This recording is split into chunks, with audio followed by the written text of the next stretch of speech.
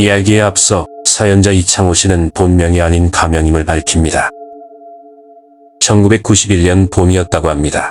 창호 씨는 고속도로 유지보수 일을 하는 노동자였었고 그때의 나이는 26이었다고 했습니다. 함께 일을 했던 동료 3명과 창호 씨까지 총 4명은 약 2달간의 공사기간을 가지고 부산에서 창녕으로 가는 구간 어느 지점에 투입되었다고 하였습니다. 2달 동안 묵을 숙소를 구하였는데요. 위치는 기억나지 않는다고 합니다. 공사 구간을 달리며 살펴보던 중 고속도로 옆 바로 아래 혼자 떨어져 있는 여관 하나를 보게 되었고 바로 찾아가게 되었다고 했습니다. 국도를 달려서 찾아간 이 여관은 인적이 드물고 차량도 거의 왕래하지 않는 위치였다고 했습니다. 고속도로 위에서 내려다볼 때는 몰랐는데 언뜻 보기엔 여관 건물을 개인 집으로 쓰고 있거나 폐업을 한 것처럼 보였다고 했습니다. 하지만 다행히 정상 영업을 하고 있었답니다. 그리고 장기 투숙을 목적으로 영업을 하고 있었답니다. 장기 투숙은 달방이라고도 하는데요. 보통은 근로자들이 숙소로 사용하기 위해 많이 이용하는 방법입니다. 실내는 전체적으로 어두웠습니다. 엘리베이터가 없는 3층 건물이었고 창호 씨는 방 2개를 빌린 뒤 3층에 배정받았습니다. 창호 씨와 함께 방을 쓰는 동료는 나이가 제법 있는 50대 아저씨였습니다. 허리가 좋지 않아서 침대는 싫다고 했기에 창호 씨가 침대를 쓰게 되었습니다. 이튿날 4명은 출근을 하기 위해 아직 해가 뜨지 않은 이른 새벽에 방을 나섰습니다. 주차장에서 승합차에 시동을 건 뒤 습관처럼 담배를 피웠습니다. 창호 씨는 무심코 자신의 방 창문을 올려다본 뒤 소스라치게 놀랐습니다. 분명 긴 머리의 여자가 창가에서 자신 쪽으로 쳐다보다가 창호 씨가 올려다보니까 옆으로 휙 하고 지나쳐버렸답니다. 청소하는 직원이 벌써 들어갔나 하고 생각했답니다. 퇴근 후 막내였던 창호 씨는 동료들의 작업복을 걷은 뒤 2층에 있는 세탁실로 빨래를 하러 갔답니다. 복도 끝에 객실 하나를 세탁실로 만든 구조였답니다. 간간히 새어나오는 텔레비전 소리들과 말소리를 듣고는 외진 곳의 여관이지만 제법 손님이 있구나 라고 생각했답니다. 세탁실로 내려오기 전 카운터에 문의를 했기 때문에 조금 있다가 여관 주인이 세제를 가지고 왔답니다. 창호 씨가 별 생각 없이 2층에는 사람들이 제법 있네요 라고 하면서 그런데 주차장에는 차가 왜 자신들의 차뿐일까 하고 혼잣말을 했는데 여관 주인이 창호 씨를 보며 2층에는 손님이 없다고 하더랍니다. 복도를 걸어오면서 들려오던 텔레비전 소리와 말소리, 물소리 등을 이야기했더니 여관 주인이 창호 씨를 물끄러미 쳐다보고는 아무런 대꾸 없이 그냥 가버렸다고 했습니다. 세탁기를 돌려놓고 갑자기 등줄기가 오싹해진 창호 씨는 빠르게 복도를 빠져나와 계단으로 올라가려던 순간 2층 복도의 객실 문 하나가 열리는 소리가 났답니다. 아무도 없는 객실에 누가 들어가 있었는지 확인을 하고 싶어진 창호 씨는 발걸음을 멈추어 문 쪽을 쳐다보았답니다. 한참을 바라보고 있어도 사람이 나오지 않았답니다. 혹시 자신이 보고 있는 것을 상대방도 엿보고 있나 싶어서 문틈 쪽을 보았더니 누군가 한쪽 눈으로 진짜로 자신을 보고 있더랍니다. 머리끝이 쭈뼛해진 창호 씨는 얼른 자리를 떴답니다. 그 뒤로 들려오는 여자의 목소리. 어디가? 같은 방 동료에게 방금 있었던 일을 말했답니다. 하지만 나이가 있으신 분이라서 크게 놀라지는 않았답니다. 덤덤하게 뭐가 있긴 있나 보네 라고만 했답니다. 그날 밤 창호 씨는 꿈을 꾸었답니다. 낯선 여자 1명과 남자 1명이 희죽희죽 웃으며 창호 씨 객실방으로 들어오려고 하는데 창호 씨는 필사적으로 문을 밀며 막고 있었답니다. 뒤에서 잠을 자고 있는 동료 아저씨를 보며 일어나라고 고함을 고래고래 질렀지만 꿈쩍도 하지 않고 자더랍니다. 그리고는 창호 씨 자신의 어깨 위에 남자가 올라타고 여자가 창호 씨를 비쫓는데 밤새도록 꿈에서 미로처럼 연결된 여관 복도를 뛰어다니며 도망 다녔다고 합니다. 셋째 날. 그렇게 하루 종일 찝찝한 기분과 개운치 못한 몸으로 하루 일과를 마쳤답니다. 퇴근 후 비가 내리기 시작했답니다. 뉴스의 일기예보를 보니 이틀 동안 비가 내린다고 했답니다. 모두가 잠이 든 늦은 밤 3층 복도에서 누군가가 쿵쿵거리면서 뛰어다니더랍니다. 한참을 뛰어다니는 통에 시끄러워서 잠들지 못했던 창호 씨는 복도 현관문을 열었답니다. 하지만 어두운 조명의 복도에는 아무도 없었답니다. 문을 닫고 방에 들어가서 다시 누우려는데 또 뛰는 소리가 났답니다. 다시 얼른 일어나서 문을 열자 아무도 없는 고요한 복도. 그렇게 3번을 왔다 갔다 했더니 잠을 자던 동료 아저씨가 일어나서 왜 그러냐고 물었답니다. 창호 씨가 이야기를 해주니 그거 귀신이 장난치는 거라고 무시하고 자라고 했답니다. 창호 씨는 그렇게 밤새도록 복도에서 쿵쿵거리며 깨는 소리에 잠들지 못하고 있다가 새벽이 되어서야 지쳐 잠들었답니다. 다음날 아침 모두가 아침 식사를 하러 갔지만 창호 씨는 가지 않았답니다. 밥맛도 없었고 지쳐서 잠이 들어서 일어나지 못했답니다. 창호 씨가 눈을 떴을 땐 벽에 걸린 시계가 오전 9시를 넘어가고 있었답니다. 창밖으로 세차게 내리는 비소리만 들리는 고요한 방 화장실에서 달그락 소리와 함께 물소리가 들렸습니다.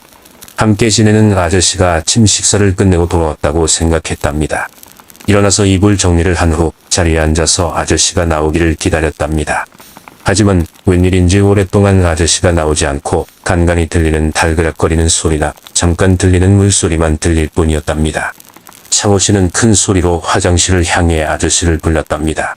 아무런 대답이 없었답니다. 그렇게 2번 더 부르고 화장실로 가서 문을 열었답니다. 화장실에는 아무도 없었고 불도 꺼져 있었답니다. 등줄기가 오싹해지며 식은땀이 났답니다. 얼른 슬리퍼를 신고 밖으로 나갔습니다. 복도를 따라 1층으로 뛰다시피 내려갔습니다. 갑자기 뒤에서 언제가 1층에서 일행이 오기만 기다렸답니다. 당시 핸드폰이 없던 시절이라 무작정 기다릴 수밖에 없었답니다. 창호 씨가 담배를 피러 현관을 들락날락거리자 그제서야 카운터 문이 열리며 여관 주인이 말을 걸었답니다. 창호 씨는 있었던 일을 말해 주었답니다. 여관 주인은 멀뚱히 창호 씨의 이야기를 들을 뿐 별다른 반응이 없었답니다. 창호 씨가 혹시 이 여관에 뭐가 나오냐고 물었는데 여관 주인은 그럴 리 없다면서 창문을 닫았습니다. 한참 후 일행이 돌아왔고 창호 씨는 일행과 함께 방으로 돌아갔습니다. 저녁 때가 되어 방에서 일행들과 저녁을 시켜 먹었다고 했습니다. 창호 씨는 평소보다 더 많이 술을 마셨다고 했습니다. 술에 취해서 잠을 자든지 견디든지 해야겠다고 마음을 먹었답니다. 그리고 술 기운 때문인지 창호 씨는 홀로 일어나서 방으로 먼저 돌아갔답니다. 창호 씨가 정신을 차렸을 때에는 곁에 같은 방 아저씨가 창호 씨를 흔들며 무엇라고 말하고 있었답니다. 분명히 일행의 방에서 나와 복도를 걸었답니다. 자신의 방으로 가기 위해 걸었던 건 기억나지만 그 후로는 아무런 기억이 나지 않는다고 했습니다. 같은 방 아저씨가 창호 씨를 발견했을 때에는 2층 복도였답니다. 방에 창호 씨가 없었고 이불을 보니 들어온 흔적이 없었기에 찾아 나선 것이었습니다. 2층에 내려가 보니 창호 씨 혼자 이 방 저 방을 들쑤시며 문을 열고 있었답니다. 열쇠가 없으면 문이 열리지 않기에 문 손잡이만 돌려가면서 계속 돌아다니고 있었답니다. 불러도 듣지도 못했었답니다. 직접 흔들며 이름을 몇 번 부르니 잠에서 깬 듯 정신이 들더랍니다. 창호 씨 또한 그때부터 정신이 들었고 자신이 왜 그러고 다녔는지 기억나지 않는다고 했습니다. 방으로 돌아온 창호 씨는 그렇게 잠이 들었다고 했습니다. 그날 밤 살아오면서 단 한 번도 가위에 눌려 본 적이 없는 창호 씨는 처음으로 가위에 눌렸다고 했습니다. 자다가 눈을 떴는데 머리를 풀어 헤친 여자가 자신의 가슴 위에서 무당처럼 콩닥콩닥 뛰면서 기죽기죽 웃으며 내려다보고 있었답니다. 움직일 수가 없었답니다. 어떤 남자가 잘한다 잘한다 하면서 창호 씨 다리 위에 앉아 있었답니다. 소리를 지르려 해도 목소리가 나오지 않았고 현실인지 구분이 되질 않았답니다. 이렇게 귀신에게 죽는구나 싶었답니다. 심장이 목구멍으로 올라올 것처럼 뛰면서 발버둥을 쳤고 겨우 가위에서 빠져나왔다고 했습니다. 처음으로 느껴본 가위 눌림이었다고 했습니다.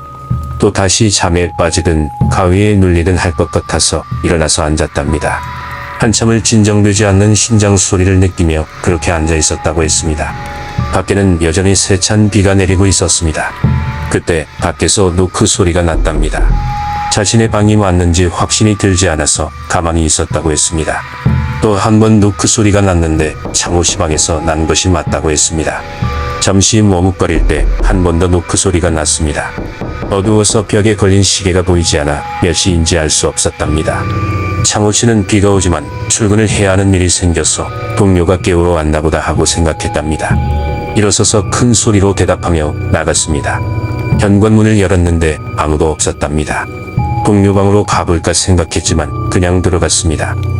시계를 보니 새벽 1시가 넘었다고 했습니다. 누군가 방을 잘못 찾아온 거라고 생각했고 같은 방 아저씨는 술이 많이 취해서인지 코를 골며 자고 있었습니다. 그리고 조금 후 다시 노크 소리가 났다고 했습니다.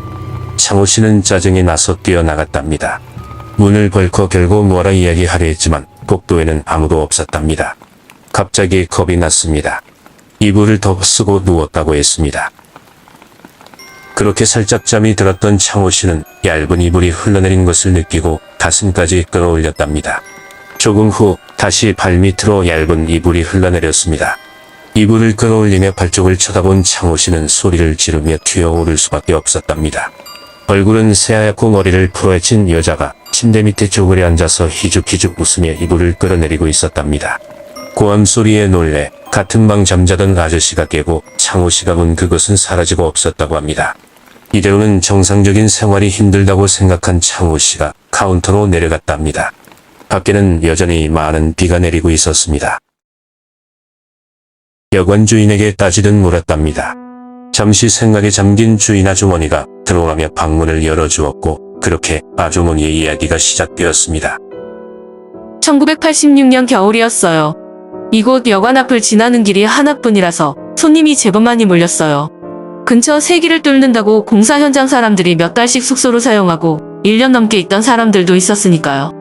길이 뚫리면 장사도 잘 안 될 거라는 걸 알았지만 우리 남편은 그 전에 이 건물을 팔고 다른 곳으로 이사 가려고 준비를 하고 있었어요.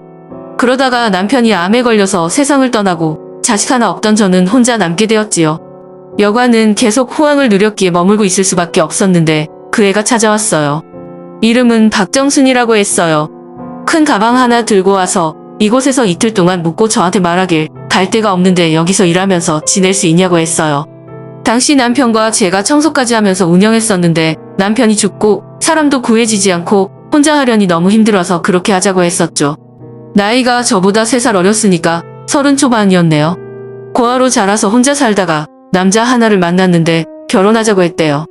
그애 혼자 들뜬 마음에 집도 구하고 살림살이도 다 넣었나 봐요. 남자는 사정이 있다고 하며 일주일에 2, 3일 정도 왔다 갔다 했다고 들었어요. 1986년 겨울이었어요.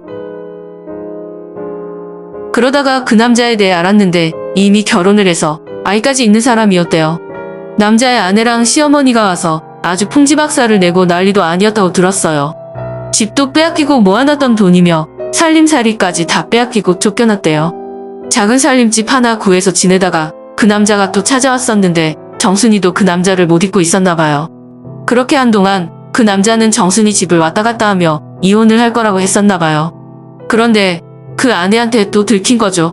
이번에는 옷만 몇 가지 들고 도망을 나왔고 그날 이곳 여관에 처음 온 거였어요.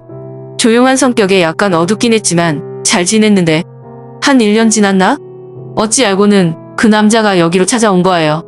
내가 그 남자를 쫓아내려고 했는데 정순이가 저한테 3일만 같이 있게 해달라고 했어요. 3일이 지나고 인기척이 없어서 방문을 열었는데 둘이 약 먹고 자살을 했어요. 여관 주인 말로는 그 후부터 오는 손님들이 이상한 꿈도 꾸고 가위에 시달리기도 했으며 텔레비전 소리 등 창호 씨가 겪었던 이상 현상들을 겪기 시작했다는 거였습니다. 귀신이 나온다는 소문으로 인해 장사도 되지 않았다고 했습니다. 지금도 건물을 내놓은 상황이었지만 팔리지가 않는다는 것이었습니다. 현재 이곳 여관에는 창호 씨 일행 말고는 손님이 아무도 없다는 말도 했었답니다. 창호 씨는 어이가 없어서 말문이 막혔다고 했습니다. 그렇게 방으로 올라가서 일행들과 이야기를 나누었는데 일행들 또한 꿈이나 그런 이상현상들을 한 번씩은 겪었다고 했습니다. 그날 당장 다른 숙소로 옮기기 위해 짐을 싸서 내려오는데 창호 씨가 제일 늦게 나왔다고 했습니다. 그리고 방문을 닫는 순간 뒤에서 소리가 들리더랍니다.